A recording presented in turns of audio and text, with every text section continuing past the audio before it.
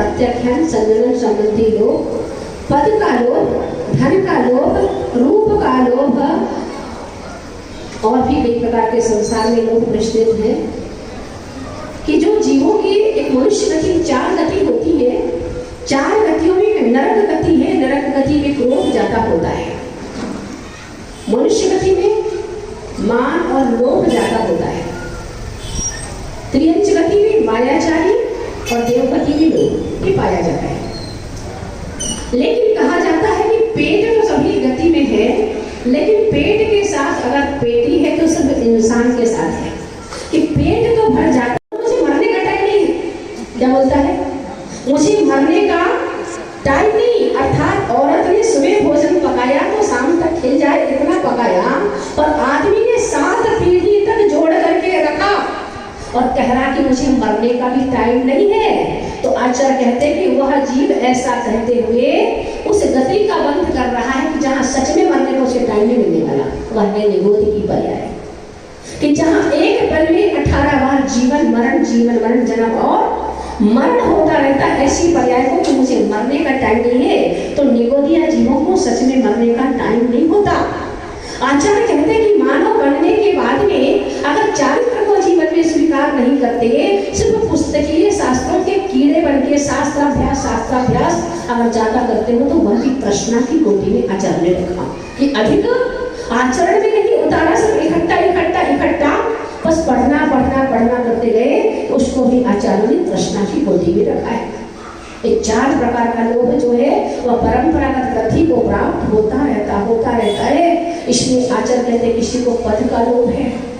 हाँ, कोई चौकी पे बैठा चौकीदार है, चौकीदार का, जमीन पर बैठा जमींदार, चटाई पर बैठा चाटुकार, चेयर पे बैठा चेयरमैन, गद्दे पर बैठा गद्दा, जितने जो बैठे करके आचार्य कह रहे कि जो जहाँ जो बैठा, किसी को पद के लोभ की प्रवृत्ति की इच्छा है, किसी को यहाँ की, किसी को वहाँ की, किसी को वहाँ, बस मुझे मान मिलना चाहिए। अगर थोड़ा भी सम्मान में कमी हो गई, 10 में से अगर एकाध को भूल गए, ऊपर नीचे कर गए।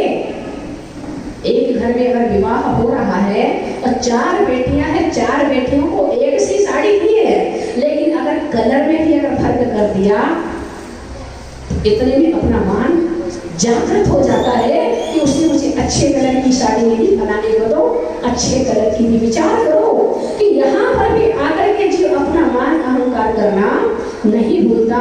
इसलिए आचार्य ने एक व्यक्ति हुआ हमारी इस पृथ्वी पर, धनदत्त नाम का एक व्यक्ति था।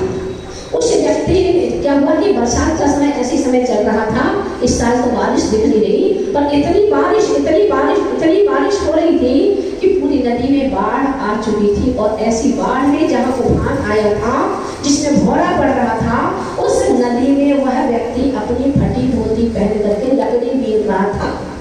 और ऊपर से महारानी ने देखा कि बाप रे बाप, हमारे राज्य में ऐसा गरीब व्यक्ति भी रहता है कि ऐसे बरसात में कि आदमी डूब मरे, ऐसी बाढ़ आई हुई है, उसमें लकड़ी को बीन रहा है। इतना गरीब व्यक्ति का खाने की व्यवस्था उसके घर पे होगी कि नहीं? तो महारानी ने अपने राजा से कहा, हे राजन, ऐसा गरीब व्यक्ति अपने देश में, अपने नगर में है कि जिसके खाने को शायद रोटी भी नहीं, इसलिए तो ऐसी बरसात में नदी में जाके लकड़ियां बीन रहा है। राजा ने देखा, उस व्यक्ति को अपने पास बुलाया। बोले, भैया लगता है तुम बहुत गरीब हो, तो मैं तुम्हें कुछ देना चाहता हूँ जिससे तुम्हारा परिवार का पालन हो जाए।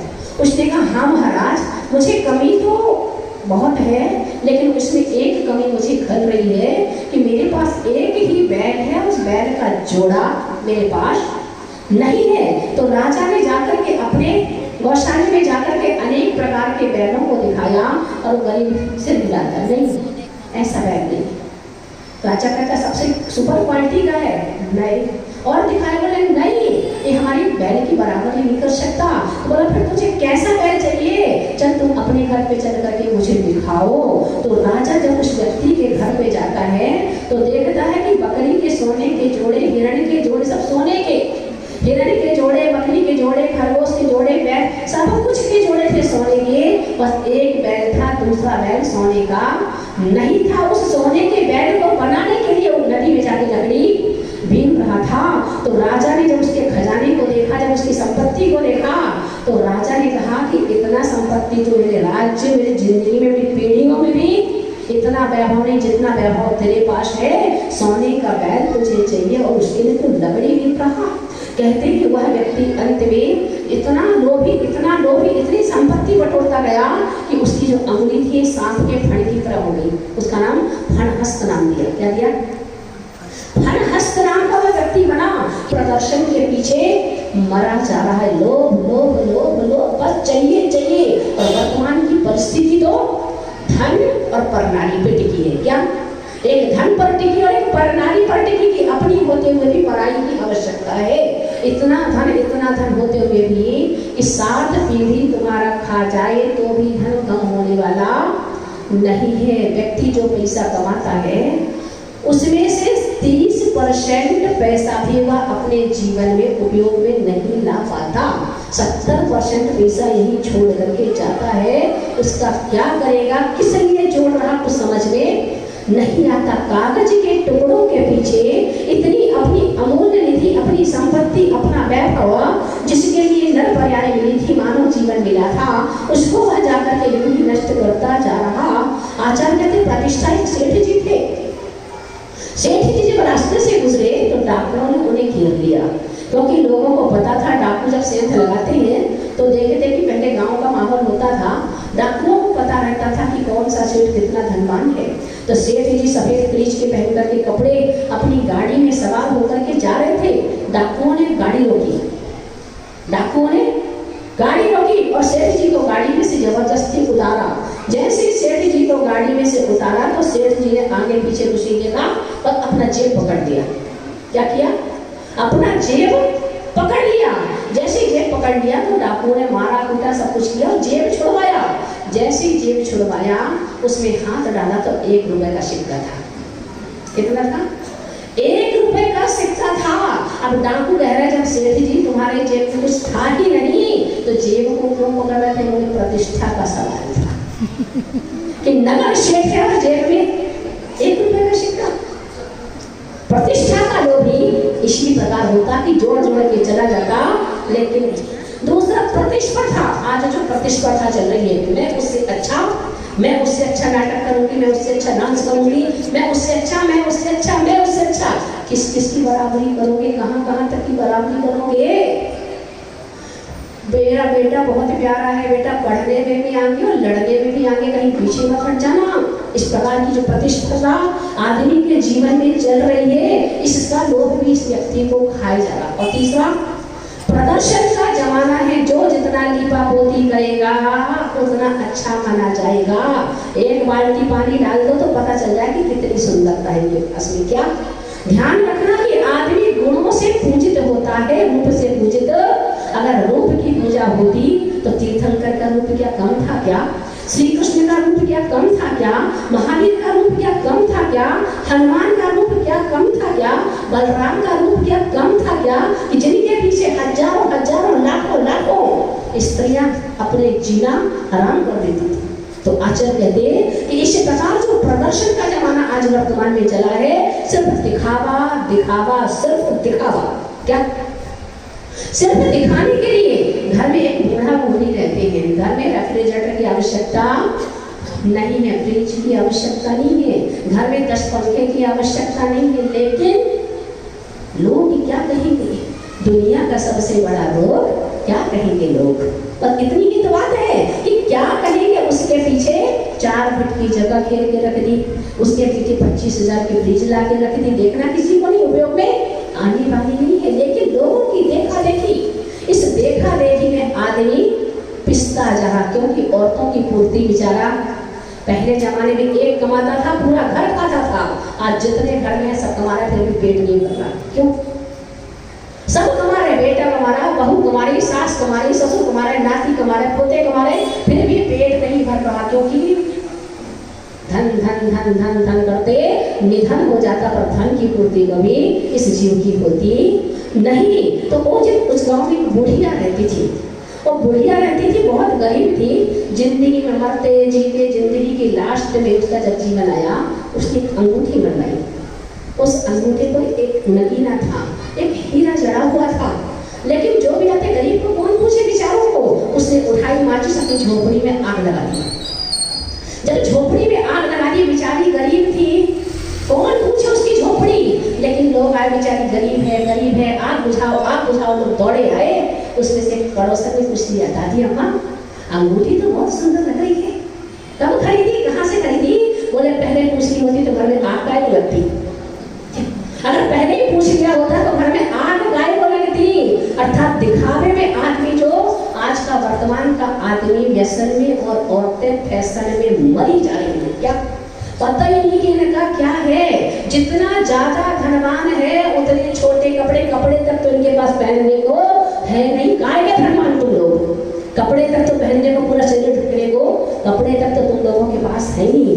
पेट भर तुम्हारे नौकर खा रहे, लेकिन तुम्हारे पास खाने को फुर्सत नहीं। काहे के धनवान तुम, तुम्हारे नौकर सो रहे अच्छे से नींद पसार करके, तुम्हारे घर का कुत्ता अच्छी नींद निकालता, लेकिन तुम लोगों को सोने की फुर्सत नहीं। काहे को तुम सेठ हो।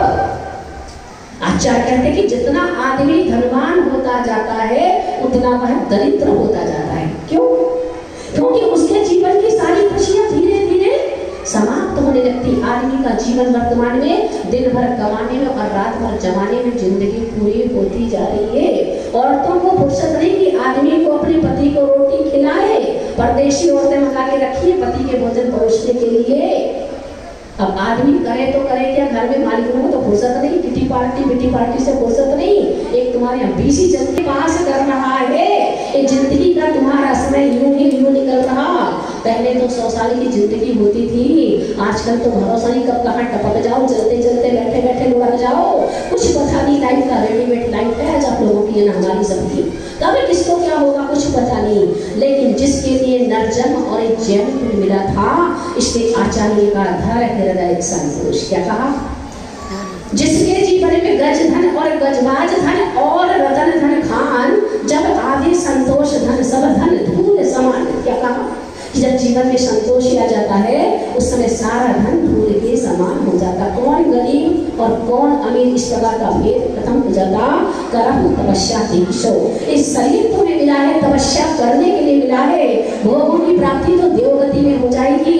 यहाँ जितना ज्यादा सज रहे हो, शास्त्रों में उल्लेख आता है कि एक जन्म में 2 बहनें थी।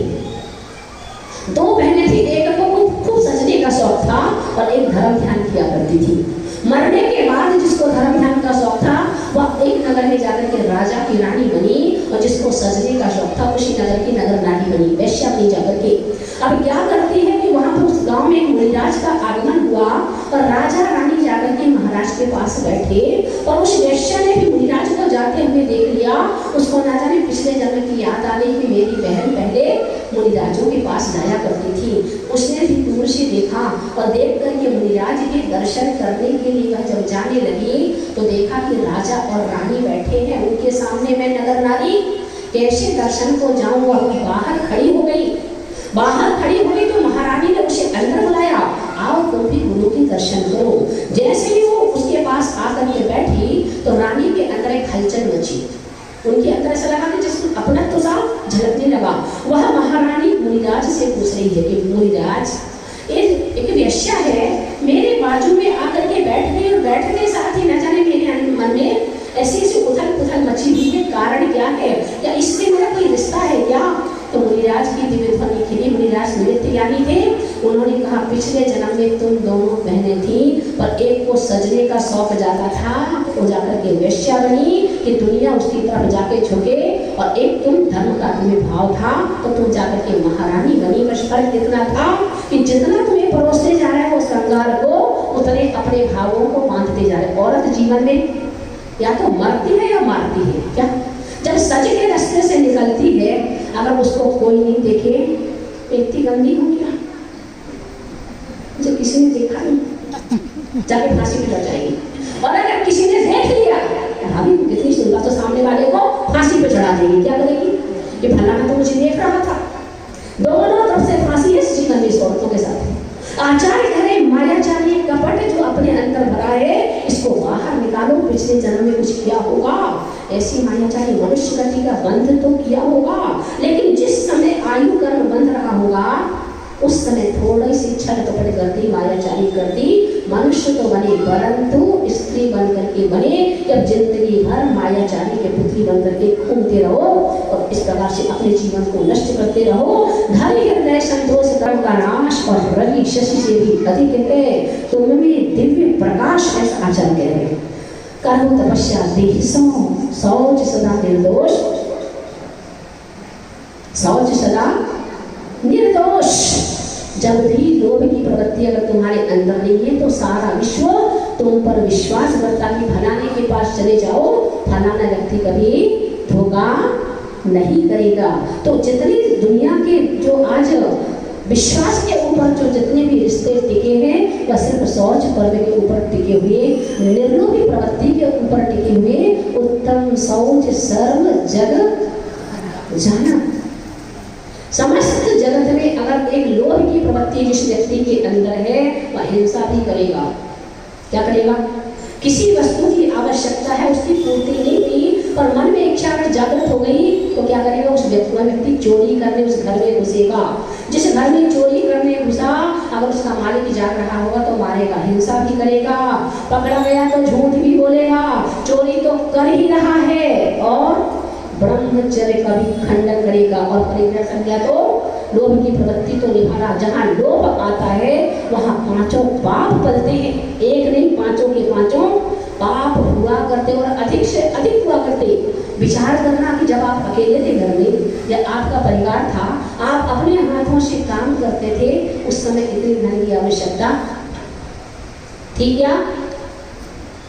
लोग कहते हैं कि मेरी मम्मी जो है क्या है, हाउस वाइफ है। हाउस वाइफ का काम होती क्या? घर की धोबी वो है, कपड़े धोती है, घर की प्रेस करती है, प्रेस वाली है, रोटी बनाती है, खाना बनाने वाली है, कपड़े धोती है, धोपन है, झाड़ू लगाती झाड़ू वाली है, पोछा लगाती पोछा वाली, बर्तन वाली, सब कुछ है।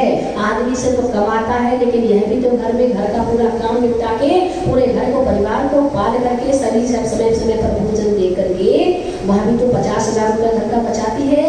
एक तो आदमी जब शादी करता था तो एक महारानी लाया करता था। क्या लाता था? पहले एक बार शादी करता था तो एक ही औरत आती थी। अब स्कीम का जमाना है, एक के साथ एक 3 फ्री।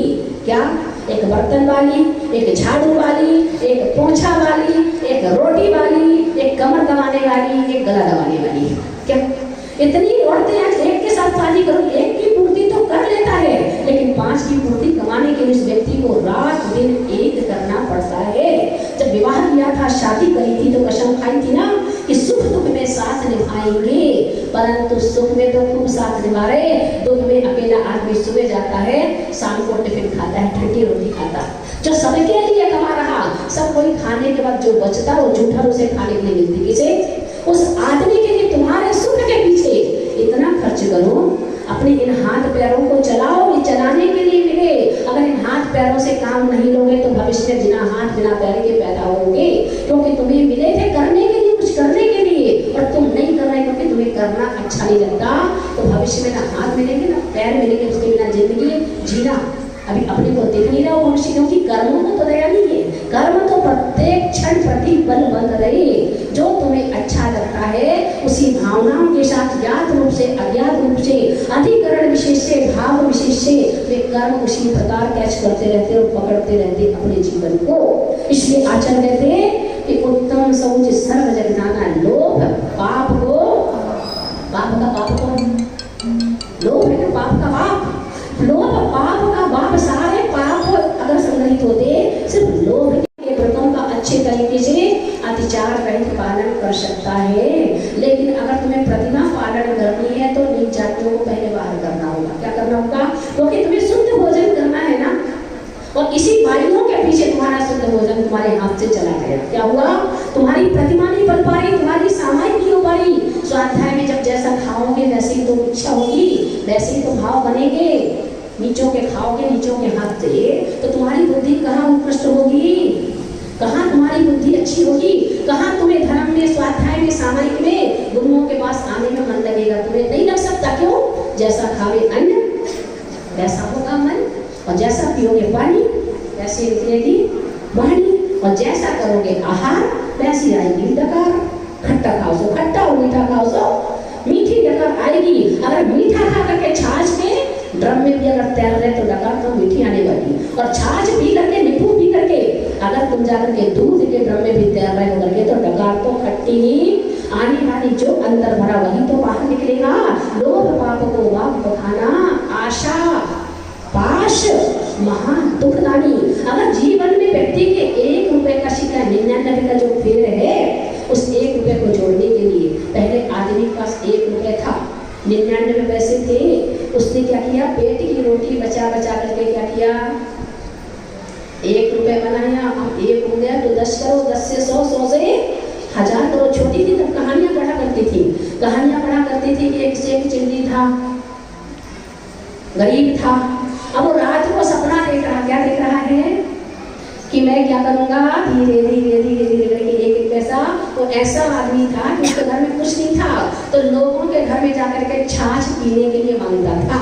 तो जब छाछ मिलती थी तो उसने ऐसी मूछें रख रखी थी कि छाछ का जो मक्खन रहता था मूछों में लग जाता था, तो निचोड़ निचोड़ के इकट्ठा कर करके मटके में रखा करता था। और मटके में रखता था, विचार करता है क्या कि मक्खन को रखूंगा, मक्खन से फिर घी निकालूंगा, घी जब बढ़ेगा तो उसको बेचूंगा, बेच करके गाय खरीदूंगा, गाय खरीदूंगा तो फिर उसके बाद उसके लिए घास चाहिए, तो खेत करूंगा, तो खेत जाना पड़ेगा, तो मुझे रोटी कौन खिलाएगा, तो एक गले में घंटी बांधूंगा। जब घंटी बंधेगी करके तो चुप बैठेगी क्या, एक मुन्ना चाहिए, एक मुन्नी चाहिए।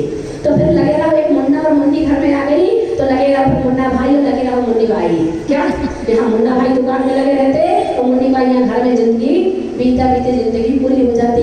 ऐसा करते करते जब मेरी बीवी के 2-3 बच्चे होंगे, चाय प्यान करेंगे, तो मैं बीवी को, बीवी मेरी पैर दबाएगी तो मैं जोर से एक लात मारूंगा, क्या बोलूंगा कि बच्चे को संभाल।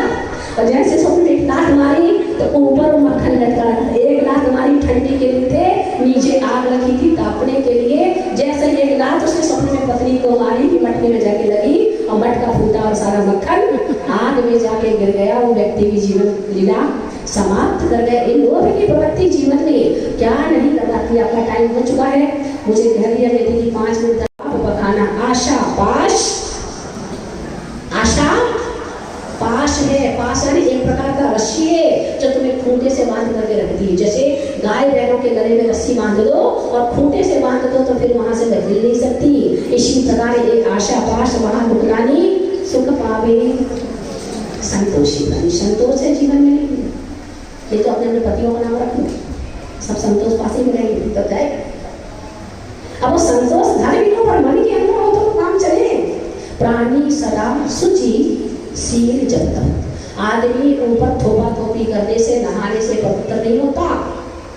प्राणी सदा शुचि, शुचि यानी पवित्र किससे होता, शील से, संयम पालन करने से, अपना शील धर्म का पालन। एक जीवन में नियम होना चाहिए पत्नियों के लिए, मरते मर जाऊंगी पर मेरे माता पिता ने जिस पति को मेरे गले में बांध के दिया उस पति को छोड़ करके मैं अपनी नजर किसी पर पुरुष की और कहीं से कहीं तक नहीं उठाऊंगी। और पुरुष भी ये बातें सोच ले कि जो मेरे घर में मेरी धर्म पत्नी, पत्नी नहीं, पत्नी उसे बोलते जो पतन की ओर ले जाए, लेकिन धर्म पत्नी उसे बोलते जो पतन से उठा करके धर्म की ओर लगा के जीवों का कल्याण कर जाए, उसको धर्म पत्नी नाम आचरण दिया। वैसे नाम तो बहुत सारे हैं, स्त्री नारी वनिता मुग्धा भामिनी पीरुलंघना कमला नलिनी योषित सीमा सीमंतनी वधू, ये सब स्त्री के बहुत सारे नाम थे आचरण।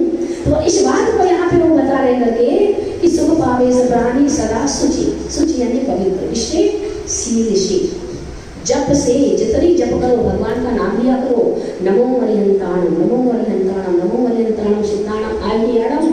जो जाप करो ये जप भी जिनवाणी है, जप भी स्वाध्याय है, क्योंकि जप शब्द भी 2 शब्द है, ज और प।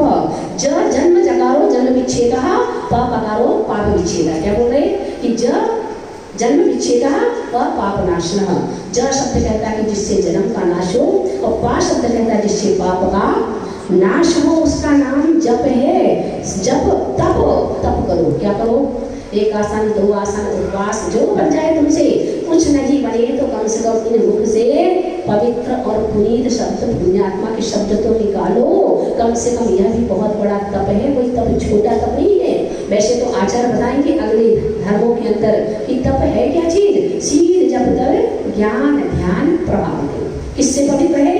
जप से, तप से, शील से, ज्ञान और ध्यान से मानव का जीवन पवित्र होता है। जब तप ज्ञान ध्यान प्रभावते नित्य गंग जमुना समुद्र नहाए। नित्य अगर गंगा जमुना और समुद्र में भी नहाओ तो भी पवित्र नहीं हो जाते। अगर नहाने से पवित्र होते तो जल में रहने वाले मछलियाँ, मगरमच्छ, कछुए ये सदा पानी में, सब पानी में रहते, ये हमेशा पवित्र हो चुके होते। लेकिन ऐसा शील जपते ज्ञान ध्यान प्रभावते नित्य गंग जमुन समुद्र असुचि दोष स्वभावते। हमारा स्वभाव क्या है? शरीर का स्वभाव क्या है? क्या है स्वभाव? असुचि है। तुम्हारे घर में नाली है कि नहीं पानी निकालने के लिए? सबके घर में कितना भी महल बनाया होगा, खूब अच्छा सुंदर VIP क्वालिटी का, घर में एक आध नाली है कि नहीं है ना? कितना भी विशाल मकान बना लो, घर में आने का दरवाजा अगर बड़ा होगा तो गंदगी जाने के लिए एक छोटा सा छेद भी बनाना पड़ता है ना? बस आज यही धर्म तुम्हें सिखा रहा, क्या सिखा रहा कि तुम्हारे पास आने का द्वार भले बड़ा हो लेकिन जाने का एक छोटा सा द्वार भी होना चाहिए। कमाने का द्वार तुम्हारा बहुत बड़ा है तो 1 रुपए का सिक्का, 10 रुपए का सिक्का निकलने का रास्ता भी दान की कोटि में आता है। उसको तुम्हें अपने जीवन में से निकालते रहना चाहिए। अगर तुम्हारे घर में नाली नहीं होगी तो गंदगी भर करके सड़ जाएगा और सड़ करके उसे इतनी बदबू मारेगा कि घर में रह नहीं पाओगे। इसी प्रकार जीवन में अगर लोभ की प्रवृत्ति, पैसा की प्रवृत्ति बढ़ती गई और नहीं निकाला तो जीवन जितना भारी हो जाएगा कि नीचे सीधे बहुआरंभ परिग्रह नारकश्य नरक की वेदना तुम्हें याद दिलाएगा। इसलिए शील जपते ज्ञान ध्यान प्रभावते नित्य गंग जमुन समुद्र नाये असुचि दोष स्वभावते। ऊपर अमली, ऊपर के चमड़ी गोरी काली गुलाबी सावली, क्या पता कैसी कैसी है, नहीं हो तो थोपा थापी करके गुलाबी बन जाते हो, कभी काले। जब रास्ते में निकलते हो तो कभी कभी आपके आदमी लोग भी असमंजस में पड़ जाते हैं। मैंने आपको कहीं देखा है, ये जो चमड़ी काली गोरी चमड़ी जो ढकी है ना, अगर थोड़ी सी रिस जाए, एक छोटा सा घाव हो जाए तो शरीर का स्वभाव पता चल जाए। क्या सब कुछ आपके अंदर जो सुंदरता है सिर्फ चमड़ी की सुंदरता है। अगर धीरे से चमड़ी थोड़ी सी भगवान ने भी कृपा करी होगी, नामकरण में कोई कृपा करी होगी कि चमड़ी से हमें ढक दिया है। अगर ये चमड़ी नहीं होती शरीर पर तो कौवा कब के नौच के खा गए होते, पता ही नहीं चलता। हाँ? इसका रूप देखते हुए इतनी घिन आती है, इतनी घिन आती कि अगर रोटी खाई है और अगर एक दिन पाचन क्रिया सही नहीं हो तो शरीर का स्वभाव पता चल जाता है। क्या गंगा जमुन समुद्र असुचि दोष स्वभावते। ये शरीर इतना असुचि, इतना अपवित्र है कि अच्छी अच्छी सुगंधित चीजें भी इस शरीर के संपर्क में आकर के दुर्गंधित हो जाती है। लक्ष्य से नहाओ, चाहे डब से नहाओ, चाहे विक्स से नहाओ, पसीना आए तो 5 बार सुन के देख लेना अपने लोग की कितनी समझ लक्ष्य की आ रही कि डब की आ रही कि गाय की आ रही, देख लेना पता चल जाएगा। रोटी खाना अच्छे अच्छे बाहर से रसगुल्ले, गुलाब जामुन, आलूशाही, बालूशाही, बाटी, बाफले, खिचड़ी सब खाना और 2 दिन पचन नहीं हो तो कोने में बैठ के देख लेना अपने लोग कि कितने सुगंध मार रहे हो, पता चल जाएगा कि कितनी सुगंध शरीर से छड़ रही है। ये शरीर का स्वभाव है। ऊपर क्या बोलते हैं, ऊपर से चमड़ी ढकी हुई है, अमल है, मन भरियो भीतर। जिस शरीर का श्रृंगार कर रहे हो ना, पेट साफ होने के बाद में भी 16 किलो मल हमेशा शरीर पेट में तैयार रहता है। 16 किलो मूत्र हमेशा शरीर में पेट साफ होने के बाद में भी तैयार रहता है। बात पित्त और कफ ऐसे ऐसे हाथों से भर करके शरीर में तैयार रहता है। 14,000 नसें शरीर के अंदर तैयार रहती हैं। ये हड्डियों का ढांचा वजन है काय का, मल का, मूत्र का, थूक का, शरीर कफ का, पित्त का, वात का, ये पिटारा है काय का। ऊपर अमल मल भरियो भीतर कौन विधि घट सूचि कहिए। अगर मल से मैल से भरा हुआ घड़ा हो और ऊपर सुंदर लेमिनेट करके रख दिया गया हो, सुंदर मखमल का कपड़ा ढक करके रख दिया गया हो तो उसे पवित्र कहोगे क्या? उस मटके को पवित्र कह सकते क्या? घड़े को कह सकते क्या? इसी प्रकार ये शरीर है कि ऊपर चमड़ी रूपी मखमल ढका हुआ और अंदर तो मल का पिटारा है पूरा। बात पित्त कफ मेल मितादी जो है इससे भरा हुआ शरीर कौन विधि घट सूझ गए। बहुदेह नहीं, शरीर क्या है? घर में तो एक एक द्वार होता मल बहने का, लेकिन इस शरीर में एक नहीं 9 द्वार बहे किन काई, जिनका नाम लेने में भी शर्म आती है। ऐसे 9 द्वारों से मल बहता रहता, ऐसा इस शरीर का स्वभाव है। ऊपर अमल मल भरी और भीतर कौन भी बहु देह मैली सुगुन थैली, परंतु इस गंदगी रूपी शरीर के अंदर गुणों का भंडार, गुणों का खजाना एक आत्मा रत्नों की तरह बैठा हुआ है। सुगुन थैली 100 चुगुन साधु लेंगे। साधु ने शरीर की ममता का त्याग करके उस परम पवित्र आत्मा जो रत्नों का खजाना, रत्नों का भंडार है, उसकी उन्होंने कदर की है, कीमत की है। इसलिए दुनिया में सारे लोग राग द्वेष काम मोह में फंसे हुए अपने जीवन को व्यतीत कर रहे। पर इस आज वर्तमान के समय में चारों ओर जहाँ पाप पाप पाप, धन धन धन और वासना ही वासना भरी है, ऐसे समय में कोई एकाध पुण्यात्मा मुनि बन करके एक कोने में अपनी आत्मा का ध्यान करते हुए बैठा है। सोचो कि अपनी इंद्रियों को कैसे जीता होगा उसने, सोचो उन्होंने अपनी इंद्रियों को कैसे वश में किया होगा, अपनी भूख को कैसे वश में की होगी, सारे श्रृंगार के बीच में बैठ करके भी ब्रह्मचर्य का जीवन कैसे जी रहा होगा और कैसे आत्म तत्व का ध्यान कर रहा होगा। पहला एक जमाना था कि बड़े बड़े पंडितों को भी जीवन में मुनिराज के दर्शन नहीं हुए, तो दरवाजे बंद करके, कपड़े उतार के, आंखें बंद करके, मुनिराज की तरह बंद करके ध्यान करने बैठते थे, पर ध्यान नहीं होता था।